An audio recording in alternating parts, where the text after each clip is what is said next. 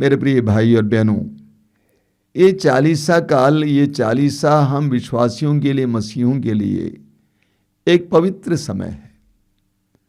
और देखने को मिलता है कि चालीसा काल में पूरी कलीसिया में चहल पहल बढ़ती है। लोग ज्यादा आध्यात्मिक होते हैं, नशा खाने पीने वाले छोड़ देते हैं कम से कम 40 दिन के लिए। लोग त्याग और तपस्या करते हैं, दान पुण्य करते हैं, प्रार्थना में ज्यादा समय बिताते हैं, पश्चाताप करते हैं, पाप स्वीकार के लिए जाते हैं। हमारे आश्रम के लिए चालीसा काल बहुत वाइब्रेंट समय है। सबसे ज्यादा भक्ति लोगों की इस समय हमें देखने को मिलती है। और ये चालीसा काल आने वाले बुधवार से शुरू हो रहा है। कैथोलिक कलीसिया में और अन्य कुछ कलीसियाओं में भी बुधवार के दिन लोग गिरजाघरों में इकट्ठे होते हैं और पूजन विधि में, मिसा बलिदान में, प्रभु भोज में या सर्विस में, प्रार्थना में उनके माथे पर राख अंकित किया जाता है। क्रूस के चिन्ह के रूप में राख अंकित किया जाता है और उनको बताया जाता है कि पश्चाताप करो और तुम मिट्टी में मिल जाओगे। ये राख क्यों अंकित किया जाता है? हमारे देश में साधु संत लोग भी नहान के बाद, स्नान के बाद अपने शरीर पर राख लगाया करते थे। आजकल भी कुछ लोग लगाते हैं। अपने को याद दिलाने के लिए यह शरीर एक दिन राख बन जाएगा। इसीलिए इस शरीर से और शारीरिक बातों से और इस संसार से विरक्त रहो, उसके प्रति लगाव मत रखो। ये शरीर एक दिन राख बन जाएगा, इसको याद दिलाने के लिए वे स्नान के बाद अपने शरीर पर राख लगाते हैं। हमें पुराने विधान में भी इस राख लगाने की प्रथा के बारे में पढ़ने को मिलता है। हम पढ़ेंगे एस्तर के ग्रंथ के अध्याय 4 उसके वाक्य 17 से। एस्तर बाबुल के राजा की रानियों में से एक थी। एस्तर एक यहूदी थी, इस्राएल से वहां लाई गई एक गुलाम थी, लेकिन उसके चरित्र और सौंदर्य के कारण राजा ने उसको अपनी रानियों में एक बनाया। एस्तर को यह पता चलता है कि बाबुल में रहने वाले यहूदियों को नष्ट करने के लिए, उनका विनाश करने के लिए राज दरबार में ही एक मंत्री योजना बना रहा है, षड्यंत्र रच रहा है। जब रानी एस्तर को पता चला, वो स्वयं यहूदी थी, उसके दिल में अपनी लोगों के प्रति बहुत दया आई, उसके अंदर बहुत पीड़ा हुई। वचन में लिखा हुआ है वाक्य 17 से, रानी एस्तर ने भी मृत्यु के भय से पीड़ित होकर प्रभु की शरण ली। उसने प्रभु की शरण ली। उसने क्या किया? उसने राजसी वस्त्र उतार कर शोक के वस्त्र धारण किए, बहुमूल्य विलेपन के बदले अपने सिर पर राख डाली और कठोर उपवास द्वारा अपना शरीर तपाया। वचन में लिखा हुआ है कि उसने बहुमूल्य विलेपन के बदले अपने सिर पर राख डाली और कठोर उपवास द्वारा अपने शरीर तपाया। ऐसे 2 दिन बीत गए प्रार्थना में, उपवास और तपस्या में। तीसरे दिन वह अपने को शुद्ध करती है और राजसी वस्त्र पहनती है, रानी का वस्त्र पहनती है और सुसज्जित होकर वह राजा के दरबार में प्रवेश करती है। हालांकि राजा की आज्ञा थी कि कोई भी रानी बिना राजा की अनुमति के उसके अंदर नहीं आ सकती थी और वो मार डाली जाती थी। राजा ने एस्तर को देखा, राजा क्रोधित हुआ, लेकिन वचन में आप पढ़ेंगे कि प्रभु ने राजा के मन को बदल दिया। पूरी कहानी काफी लंबी है, समय मिलेगा तो जरूर पढ़ना।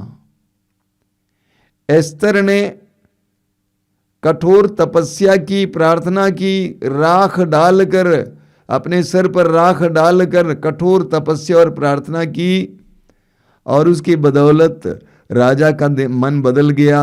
और आगे आप पढ़ेंगे कि राजा ने उसी मंत्री को जो यहूदियों का विनाश करने के लिए योजना बना रहा था, मरवा डाला। एस्तर की तपस्या का फल उसे मिल जाता है। एस्तर ने तपस्या की और राख डालना तपस्या का चिन्ह है।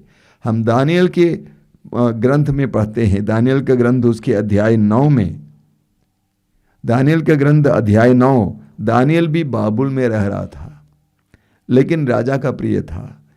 एक बार वचन में लिखा हुआ है वाक्य 2 से, मैं दानियल धर्म ग्रंथों में उन 70 वर्षों का उल्लेख पढ़ रहा था जिसके दौरान नबी यिर्मयाह के अनुसार यरूशलेम उजाड़ पड़ा रहेगा। यिर्मयाह नबी का ग्रंथ पढ़ रहा था और उसे पता चला कि कुछ वर्षों के बाद यरूशलेम नगर उजाड़ पड़ जाएगा। यरूशलेम एक यहूदी के लिए पवित्र नगरी थी, आस्था की नगरी, आशा की नगरी, मंदिर की नगरी, पवित्र नगरी। तब प्रभु ईश्वर पर ध्यान लगाकर मैंने टाट ओढ़ी और शरीर पर भस्म रमाकर उपवास व्रत लिया और मैंने अपनी प्रार्थनाएं प्रभु के सामने प्रस्तुत की। जब नबी दानियल को पता चला कि कुछ वर्षों के बाद यरूशलेम नगर नष्ट किया जाएगा, उसका विनाश होगा, पवित्र नगरी, पवित्र मंदिर विनाश किया जाएगा, तो दानियल के अंदर अपने राष्ट्र के प्रति, उस पवित्र नगरी के प्रति और अपनी जनता के प्रति दया उमड़ती है और वो प्रार्थना करता है, राख डालकर उपवास करके प्रार्थना करता है, ईश्वर से अपने पापों के लिए प्रायश्चित करता है, पश्चाताप करता है, अपने पूर्वजों के पापों के लिए पश्चाताप करता है, अपने यहूदी समुदाय के लोगों के पापों के लिए पश्चाताप करता है। तो ये राख लगाना पश्चाताप का चिन्ह है, ये राख लगाना पश्चाताप का चिन्ह है। ठीक इसी तरह योना नबी के ग्रंथ के अध्याय 3 में हम पढ़ते हैं, योना नबी का ग्रंथ अध्याय 3, असूर देश यहूदी देश नहीं था, लेकिन उसी देश के निनवे नामक एक नगर पाप में डूब गया था और ईश्वर ने चाहा कि निनवे नगर को नष्ट करें, लेकिन उससे पहले ईश्वर ने योना को वहां पर भेजा यह कहकर कि तुम पश्चाताप के लिए आह्वान करो। आप बाइबल में पढ़ चुके होंगे कि योना नबी ईश्वर की आज्ञा का उल्लंघन करके विपरीत दिशा में जाता है, लेकिन अंततः योना निनवे पहुंच जाता है।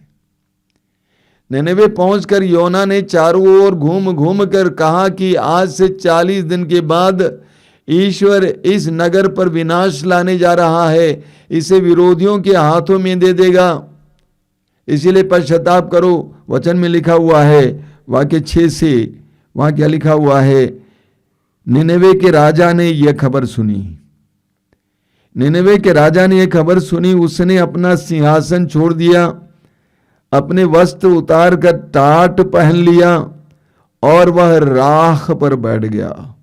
इसके बाद उसने निनवे में यह आदेश घोषित किया, ये राजा तथा उसके सामंतों का आदेश है, चाहे मनुष्य या पशु, गाय बैल हो या भेड़ बकरी, कोई भी न तो खाएगा, न चरेगा और न पानी पिएगा। सभी व्यक्ति टाट ओढ़कर पूरी शक्ति से ईश्वर की दुहाई देंगे। सभी अपना कुमार्ग तथा अपने हाथों से होने वाले हिंसात्मक कार्य छोड़ देंगे। क्या जाने ईश्वर द्रवित हो जाए, उसका क्रोध शांत हो जाए और हमारा विनाश न हो। ईश्वर ने देखा कि वे क्या कर रहे हैं और किस प्रकार उन्होंने कुमार्ग छोड़ दिया, तो वह द्रवित हो गया और उसने जिस विपत्ति की धमकी दी थी उसे उन पर नहीं आने दिया। निनवे के राजा क्या करता है, अपना राज वस्त्र उतारता है और टाट ओढ़ता है और राख पर बैठ जाता है अपने पश्चाताप को प्रकट करने के लिए, अपने लिए और अपनी जनता के लिए प्रार्थना करने के लिए राजा तपस्या करता है और अपने पश्चाताप को प्रकट करता है और घोषित करता है कि सभी लोग पश्चाताप करेंगे। और नतीजा क्या है आपने देखा, नतीजा यह है कि ईश्वर ने विपत्ति को नहीं भेजा, वे विपत्ति से बच गए। तो ये राख पश्चाताप का चिन्ह है, तपस्या का चिन्ह है और पश्चाताप का चिन्ह है। हमें एक बहुत सुंदर उदाहरण मिलता है, एक बहुत सुंदर दृश्य एजेकियल नबी के ग्रंथ के अध्याय 9 उसके वाक्य 4 में मिलता है। पूरा यरूशलेम नगर, पवित्र नगरी पाप से भर गया था, अपराधों से भर गया था। लोग अंधाधुंध अपराधी जीवन जी रहे थे।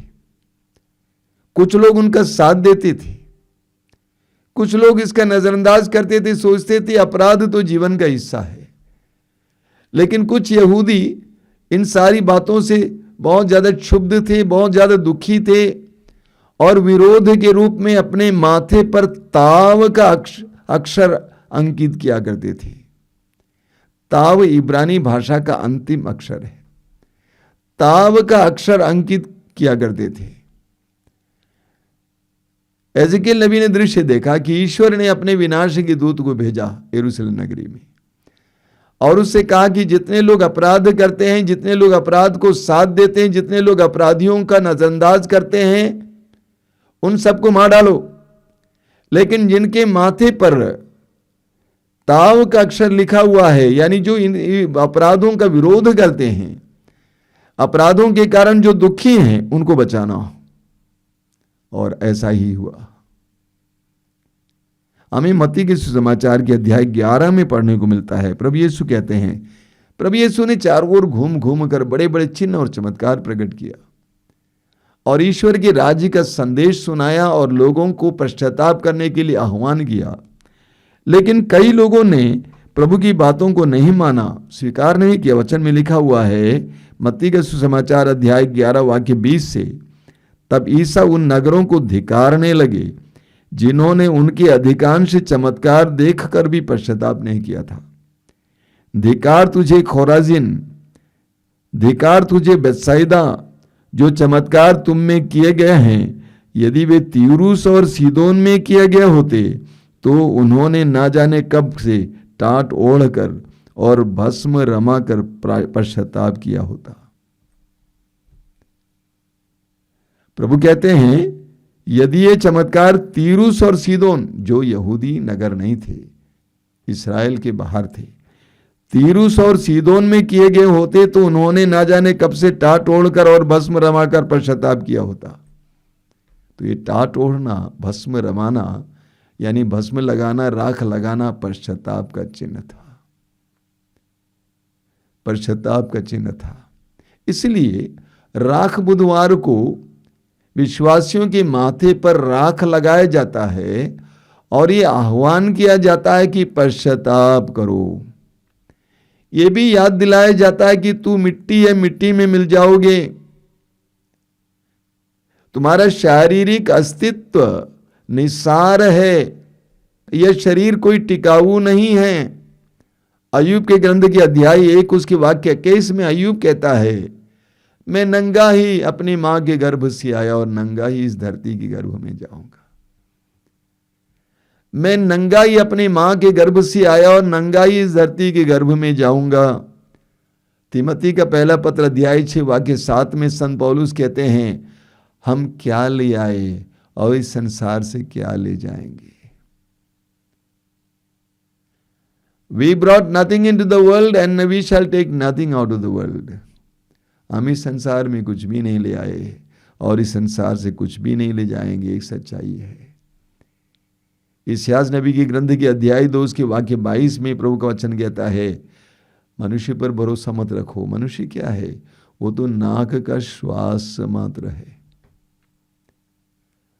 मनुष्य नाक का श्वास मात्र है। माथे पर राख लगाकर हर विश्वासी को याद दिलाया जाता है कि तू राख है, तू मिट्टी है। उत्पत्ति ग्रंथ के अध्याय 2 उसके वाक्य 7 में हम पढ़ते हैं, ईश्वर ने आदि मानव को बनाया। कैसे बनाया? मिट्टी से गढ़ा।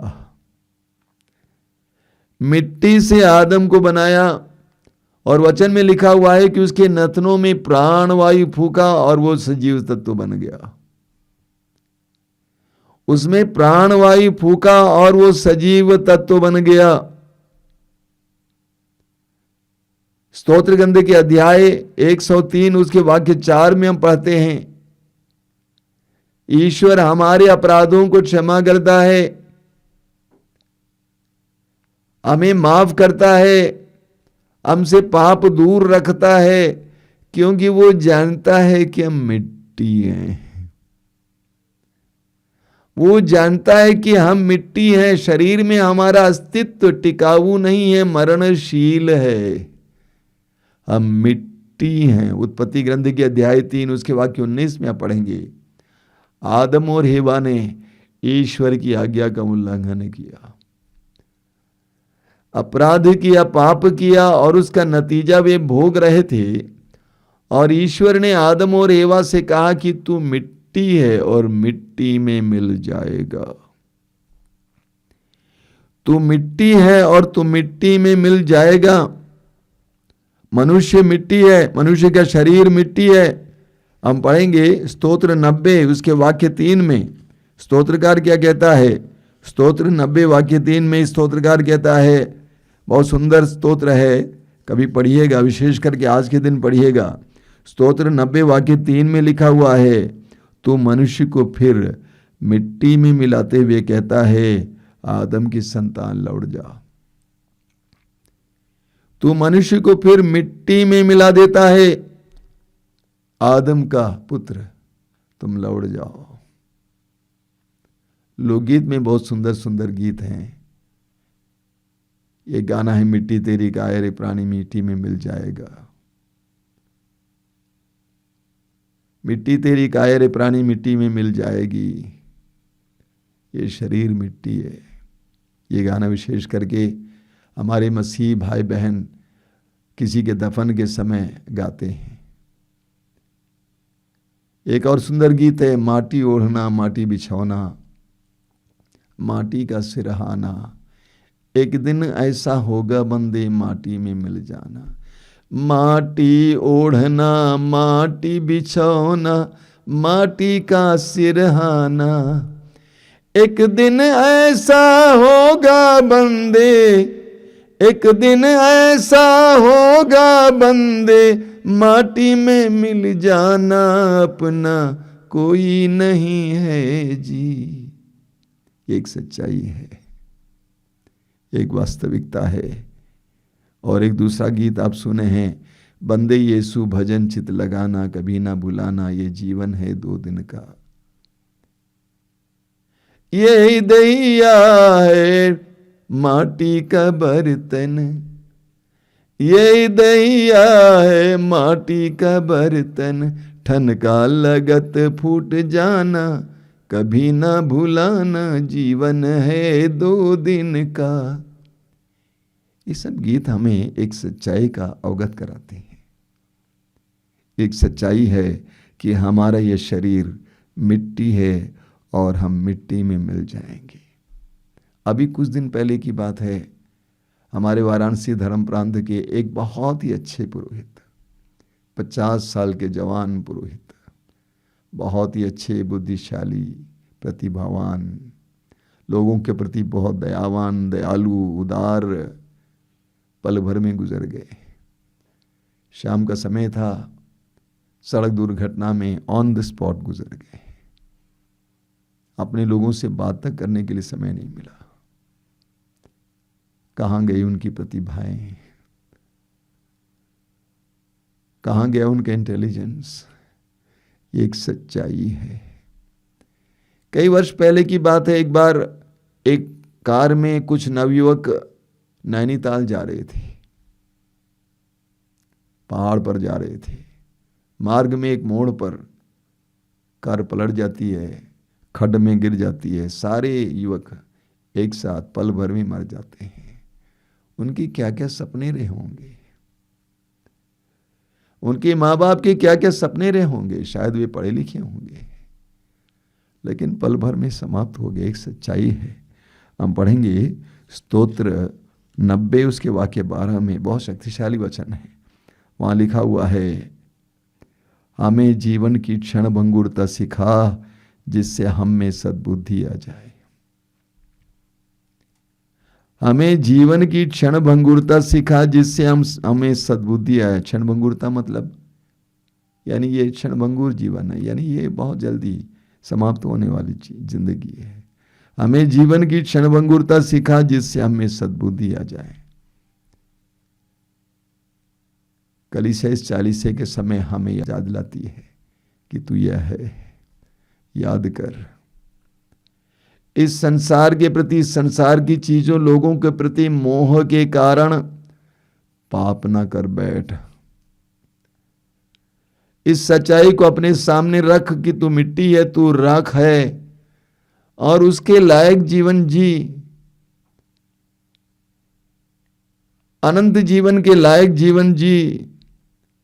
राख बुधवार हमारे लिए पश्चाताप और तपस्या के उद्घाटन का दिन है, और हमारे माथे पर ये चिन्ह अंकित किया जाता है राख से।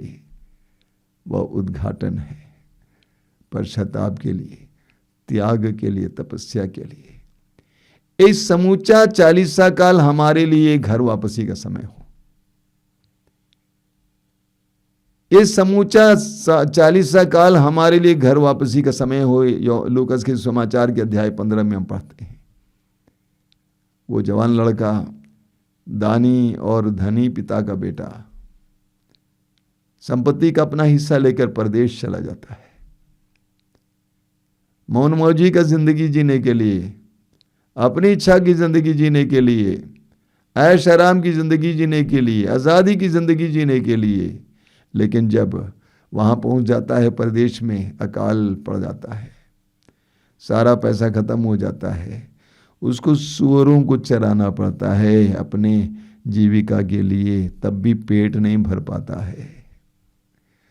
तब वो होश में आता है। ये 40 काल हमारे लिए होश में आने का समय हो, हमें होश में आने का समय हो। और वो अपने पिता के भवन की ओर चल पड़ता है, पिता के प्रेम को याद करते हुए कहता है कि मैं पिता के पास जाऊंगा, कहूंगा कि मैंने आपके विरुद्ध और स्वर्ग के विरुद्ध पाप किया है। चल पड़ता है। ये 40 काल हमारे लिए चल पड़ने का समय हो। नबी योएल का ग्रंथ अध्याय 2 वाक्य 12 और 13 में बहुत शक्तिशाली वचन है। प्रभु कहते हैं, प्रभु ये कहता है, अब तुम लोग उपवास करो, अब तुम लोग उपवास करो, रोते तथा शोक मनाते हुए पूरे हृदय से मेरे पास लौट आओ। अपने वस्त्र फाड़ कर नहीं, बल्कि हृदय से पश्चाताप करो और अपने प्रभु ईश्वर के पास लौट आओ, क्योंकि वह करुणामय, दयालु, अत्यंत सहनशील और दया सागर है, और वो सहज ही द्रवित हो जाता है। प्रभु कहते हैं, अब तुम लोग वापस आ जाओ। अंग्रेजी में इसका अनुवाद और बेहतर है, मैंने कई बार आपसे कहा है, even now return to me. यानी प्रभु कहते हैं, अब भी तुम वापस लौट आओ। अब भी तुमने अपनी जिंदगी को बर्बाद किया, अपने समय बर्बाद किया, पैसा बर्बाद किया, नशे में अपने शरीर को बर्बाद किया, अश्लीलता, बुराई, गंदी संगति में अपना समय बिताया। कोई बात नहीं, अब भी तुम वापस लौट आओ। कैसे वापस लौट आओगे? पूरे हृदय से, पूरे हृदय से वापस लौटाओ। और कैसे वापस लौटाओ? उपवास करो, अपने शरीर को तपाओ, तड़पाओ। जिस शरीर के कारण तुम पाप का शिकार बने, उस शरीर को तड़पाओ, तपाओ, रो। अपने हृदय की विकारों के कारण तुम पाप में फंस गए, अब उस हृदय को फटने दो और रो। और उपवास करते हुए मेरे पास लौट आओ। प्रभु का वचन कहता है कि प्रभु दयालु है, करुणामय है। ये काल हमारे लिए प्रभु के पास लौट आने का समय है। चिंता नहीं करना कि आपकी जिंदगी कैसी थी। हो सकता है कि आपकी जिंदगी बहुत गंदी थी। डोंट वरी, चिंता नहीं करना मैंने कितना गंवाया, कितना समय गंवाया, पैसा गंवाया, नाम गंवाया। कोई बात नहीं, प्रभु कहते हैं अब भी तुम वापस लौट आओ। प्रभु हमारे इंतजार में है। वास्तव में यह एक आंदोलनकारी शिक्षा है। लोग इस बात को मानने को तैयार नहीं है। जिसने पाप की, अपराध के, उसको दंड मिलना चाहिए, लेकिन प्रभु कहते हैं नहीं, तुम वापस आओ। पश्चाताप करोगे तुम्हें जीवन मिलेगा। देखिए कितनी सुंदर बात है। इस्यास नबी अध्याय 1:18 प्रभु कहते हैं आओ हम एक साथ विचार करें। प्रभु कहते हैं डोंट वरी, चिंता मत करो, आओ हम एक साथ विचार करें। तुम्हारे पाप सिंदूर की तरह लाल क्यों ना हो, वे हिम की तरह उज्जवल हो जाएंगे। वे किरमिज की तरह मटमैले क्यों ना हो, वे ऊन की तरह श्वेत हो जाएंगे। आओ हम विचार करें। प्रभु कहते हैं आओ हम विचार करें। इस्यास नबी अध्याय 44 वाक्य 22 में प्रभु कहते हैं मैंने बादल की तरह तुम्हारे अपराध और कोहरे की तरह तुम्हारे पाप मिटा दिए। प्रभु कहते हैं मैंने तुम्हारे पापों को और अपराधों को मिटा दिया है, मेरे पास लौटो क्योंकि मैं तुम्हारा उद्धारक हूं। तुम मेरे पास लौट आओ क्योंकि मैं तुम्हारा उद्धारक हूं। इस्यास अध्याय 43 उसके वाक्य 25 में प्रभु कहते हैं मैं वही हूं जो अपने नाम के कारण तुम्हारे सब अपराध धो डालता है। मैं तुम्हारे पाप फिर याद नहीं करता। मैं तुम्हारे पाप फिर याद नहीं करता। हमारा ईश्वर हमारे पापों का हिसाब किताब रखने वाला ईश्वर नहीं है। हमारा ईश्वर हमें जीवन देने वाला ईश्वर है। प्रभु कहते हैं कि पश्चाताप करो, नया जीवन शुरू करो, डोंट वरी, चिंता मत करो, जो हुआ सो हुआ, खत्म। ये 40 काल हमारे लिए हिसाब किताब करने का समय है, सब कुछ बंद करने का समय है और पूरी तरह से प्रभु के ओर लौटने का समय है। उड़ाव पुत्र की तरह अपने लंगड़े पैरों को, अपने पैरों को घसीटने का समय है, प्रभु की ओर जाने का समय है। वचन में लिखा हुआ है इस्यास अध्याय 55 उसके वाक्य 7 में लिखा हुआ है पापी अपना मार्ग छोड़ दें और दुष्ट अपने बुरे विचार त्याग दें। पापी अपना मार्ग छोड़ दें और दुष्ट अपने बुरे विचार त्याग दें। वह प्रभु के पास लौट आए और वह उस पर दया करेगा क्योंकि हमारा ईश्वर दया सागर है। मैं इसको दोहराता हूं, वचन में लिखा हुआ है पापी अपना मार्ग छोड़ दें और दुष्ट अपने बुरे विचार त्याग दें। वह प्रभु के पास लौट आए और वह उस पर दया करेगा क्योंकि हमारा ईश्वर दया सागर है। होशिया के ग्रंथ के अध्याय 6 वाक्य 1 में नबी कहते हैं चलो हम ईश्वर के पास लौट आए। आओ हम ईश्वर के पास लौट आए। उसने हमें घायल किया, वही हमें चंगा करेगा। आओ हम ईश्वर के पास लौट आए। उसने हमें घायल किया, वही हमें चंगा करेगा। ये 40 काल हमारे लिए ईश्वर के पास लौट आने का समय है, सुनहरा समय है। प्रतिदिन धीरे धीरे धीरे अपने पापमय अवस्था से, अपने पापमय स्थिति से उठें। उस उड़ाऊ पुत्री की तरह धीरे धीरे सुअरों को त्यागें और पिता के भवन की ओर चल पड़े। सुसमाचार में हम पढ़ते हैं कि पिता ने पुत्र को दूर से देखा और पुत्र की ओर दौड़ पड़ा, उसे गले से लगाया और उसे चूमा। और ईश्वर हमारे साथ भी यही करेगा। ये 40 काल हमारे लिए अनोखा समय है, इसे यूं ही बीतने नहीं देना है। हम घर वापस लौटें, पिता के भवन में वापस लौट आए। आइए हम प्रार्थना करें। धन्यवाद देते हैं पिता आज के सुंदर दिन के लिए, इस सुंदर समय के लिए और आगामी 40 काल के लिए। इस 40 काल में बहुत सारे भाई बहन अपनी बुराइयों से स्वतंत्र हो जाएं, पाप और बुराइयों के दलदल से छुड़ाए जाएं, उनको एक नया जीवन मिल जाए। जिस तरह उड़ाऊ पुत्र को एक नया कपड़ा मिला, नए जूते, अंगूठी और लोगों की संगति, उसी तरह ये दयालु पिता तेरे पुत्र यीशु के नाम पर मैं प्रार्थना करता हूं। इस संपूर्ण 40 काल में सैकड़ों हजारों भाई बहन अपने पाप में प्रवृत्तियों को त्याग कर पवित्रता की ओर लौट आए।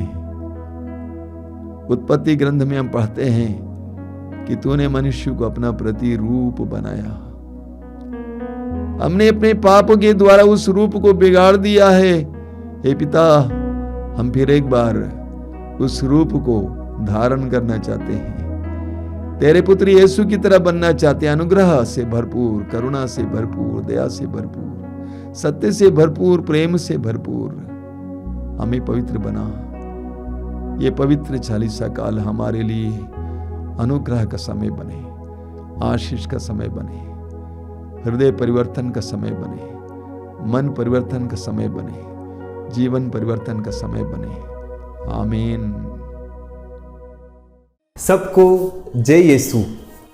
तो आखिरकार लंबे संघर्ष के बाद, अनेकों प्रयासों और अनेक लोगों की प्रार्थनाओं के फलस्वरूप शांति का राजा चैनल ने अपनी पहली प्रार्थना पुस्तक का प्रकाशन किया है। इस पुस्तक का नाम है ईश्वरीय करुणा का जीवंत फल। यह पुस्तक एक मध्यस्थ और करिश्माई प्रार्थना पुस्तक है। निश्चित रूप से हम सभी विश्वासियों के घर में अनेक प्रार्थना की पुस्तकें हैं, जिसमें विभिन्न प्रार्थनाएं हैं, विभिन्न प्रकार के नवीने भी उसमें शामिल है। तो आखिरकार क्या विशेषता है, क्या यूनिकनेस है हमारी इस पुस्तिका की? मैं आपके सामने हमारी इस पुस्तिका की 3 विशेषताओं को रखना चाहूंगा।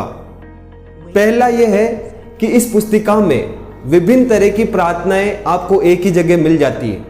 इस प्रार्थना पुस्तक में जो सामान्य प्रार्थनाएं होती है, जो कलीसिया की ऑफिशियल प्रेयर्स है, वह सभी भी है, लेकिन जो बात इस पुस्तक को विशेष बनाती है वह यह है कि आप इस पुस्तक में अपने रोजमर्रा, अपने दैनिक जीवन में आने वाली जो कठिनाइयां हैं, उन सभी से रिलेटेड लिखित रूप में आपको प्रार्थनाएं मिलेगी। जैसे कोई कर्ज में है, किसी को आंतरिक चंगाई की आवश्यकता है, कोई क्षमा नहीं कर पा रहा है, कोई नशे से मुक्ति चाहता है, इन सभी मुद्दों और ऐसे ही कई अनेक मुद्दे हैं जो एक सामान्य विश्वासी के जीवन में आते हैं। तो आपको उन सभी छोटे से छोटे मुद्दे पर लिखित रूप में आपको इस प्रार्थना पुस्तक में प्रार्थनाएं मिल जाएगी। दूसरी सबसे बड़ी विशेषता हमारी इस प्रार्थना पुस्तक की है कि यह एक मध्यस्थ प्रार्थना पुस्तक है। जी हाँ, यह एक मध्यस्थ प्रार्थना पुस्तक है। जब आप इस पुस्तक में लिखित प्रार्थनाओं के द्वारा प्रार्थना करेंगे तो ना केवल आप स्वयं के लिए, बल्कि उन सभी लोगों के लिए जो आपकी ही तरह उसी परिस्थिति में हैं इस दुनिया भर में, आप उन सभी लोगों के लिए भी इस प्रार्थना पुस्तक की प्रार्थनाओं के द्वारा प्रार्थना करेंगे। और तीसरी विशेषता है कि हमारी इस प्रार्थना पुस्तक में जो भी ये मध्यस्थ प्रार्थनाएं हैं, इन मध्यस्थ प्रार्थनाओं में हमने प्रभु के वचन को लेकर प्रार्थना की है। आप जानते हैं कि प्रभु का वचन कितना शक्तिशाली है, यह जीवंत और किसी भी दूधारी तलवार से तेज है। तो जब आप मध्यस्थ प्रार्थना कर रहे हैं, अगर आप उसमें प्रभु का वचन जोड़ देते हैं तो हमारी जो प्रार्थना है और भी शक्तिशाली हो जाती है। इसी मनोभाव से हमने हमारी इस प्रार्थना पुस्तक में मध्यस्थ प्रार्थना के साथ प्रभु के वचन को भी जोड़ा है। इस तरह आपने देखा कि हमारी इस पुस्तक में सामान्य प्रार्थनाओं के साथ साथ अनेक रोजमर्रा में जो हमारी परिस्थितियां हैं उनसे जुड़ी हुई प्रार्थनाओं को भी हमने सम्मिलित किया है। साथ ही दूसरी विशेषता है कि ये मध्यस्थ प्रार्थना है, आप ना केवल अपने लिए बल्कि सारे संसार के लिए उसी पल में जब आप अपने लिए प्रार्थना कर रहे हैं, सबों के लिए प्रार्थना करते हैं। तीसरी विशेषता है कि इसमें प्रभु का वचन इस्तेमाल हुआ है, जो हमारी मध्यस्थ प्रार्थना को, जो हमारी प्रार्थना को और भी गहरा और मजबूत बना देता है। तो अगर आप भी हमारी इस प्रार्थना पुस्तक को प्राप्त करना चाहते हैं तो आप स्क्रीन पर दिए हुए नंबर पर हमसे संपर्क कर सकते हैं। हम शांति का राजा टीम मेंबर्स हमारे दर्शकों से विशेष आग्रह करते हैं कि वह जरूर से एक बार हमारी इस पुस्तक को प्राप्त करें, इसे पढ़ें, और हमें पूर्ण विश्वास है कि यह जरूर से आपके जीवन में बदलाव लाएगा और आप और भी अच्छे तरीके से और भी सक्रिय रूप से प्रार्थना कर पाएंगे। साथ ही अगर आपको प्रभु प्रेरित करता है कि आप हमारी इस पुस्तक को स्पॉन्सर करना चाहे या आप हमें आर्थिक सहयोग प्रदान करना चाहे तो आपकी स्क्रीन पर या डिस्क्रिप्शन में दी हुई जानकारी के द्वारा आप हमसे संपर्क कर सकते हैं और प्रभु की इच्छा के अनुसार हमारा सहयोग कर सकते हैं। धन्यवाद।